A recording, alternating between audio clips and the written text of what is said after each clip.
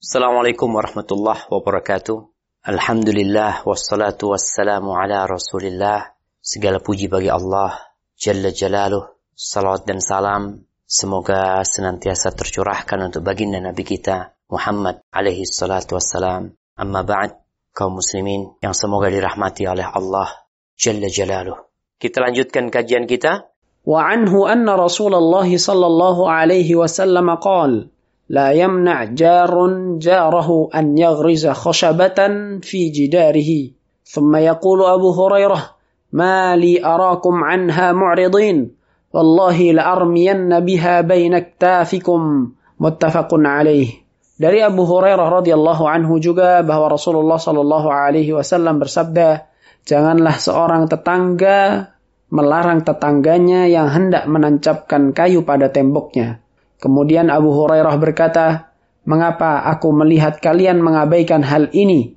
Demi Allah aku akan memikulkannya di antara kalian. Muttafaqun alaih. Nih, Abu Hurairah radhiyallahu ta'ala anhu menyampaikan sabda Nabi alaihi salatu wassalam.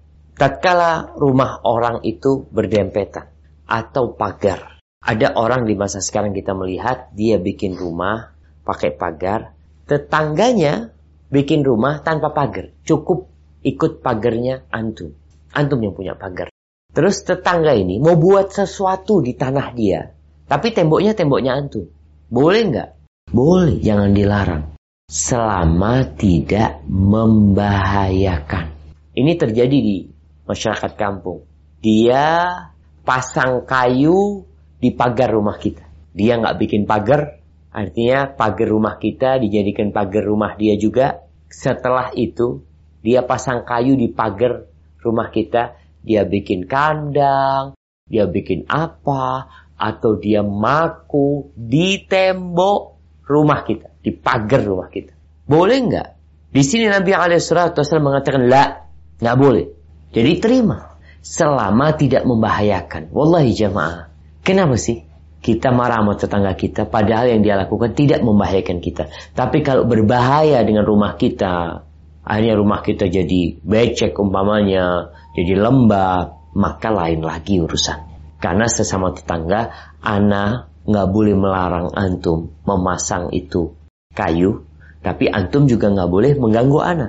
Jadi intinya, apakah ada gangguan di sana? Ketika tidak ada gangguan, ahlan wa sahlan.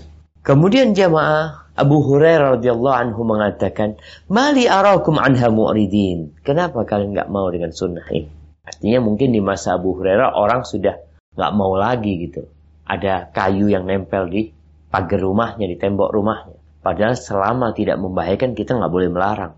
Lalu Abu Hurairah bersumpah, "Wallahi la armiyanna biha baina aktafikum." Demi Allah. Artinya kalau kalian enggak mau memikul ini sunnah Nabi SAW, tidak mau menjalankannya, aku akan pikul, aku akan lemparkan kayu itu di antara pundak kalian. Artinya kalian nggak mau mikul, ya udah, kalian nggak mau dipikulkan di tembok rumah kalian, maka pikul kalian kayu tersebut. Jadi Abu Hurairah marah ketika melihat para murid-muridnya nggak suka dengan sunnah ini, terbebani dengan sunnah ini. Ahibati fillah, ketika Allah Azza wa Jalla mengatakan fawailul lil musallin alladzina hum an salatihim sahun, alladzina hum yura'un. Celakalah buat orang-orang yang salat. Siapa mereka? Mereka yang lalai salatnya, mereka yang riya, wa yamna'unal ma'un.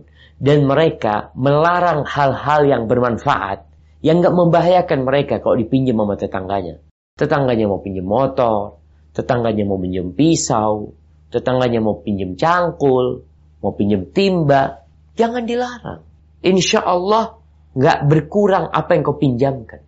Seperti berkaitan dengan tembok ini. Ada orang pasang kayu di pagar rumah kita. Apakah kita larang? Selama tidak membahayakan, maka engkau nggak boleh melarang. Biarkan dia melakukan itu. Bahkan kalau bisa, engkau bantu. Ketika dia mau pasang atau mau pasang, ya Allah, fadhal.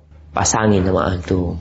Kalau antum lihat nggak rapi, ana mohon maaf ya, tolong dibikin rapi yang sebelah sini. Jadi kalau ada orang dari rumahnya nggak ngelihat, ya nggak beraturan gitu ya. Silahkan. Tapi melarang dia melakukan itu, nggak boleh. Masya Allah jemaah. Ini benar-benar sebuah arahan yang mendalam sekali, yang mungkin tidak semua kebayang untuk mengamalkan hal ini. Ada tetangganya pasang paku di rumah kita, tembok rumah kita.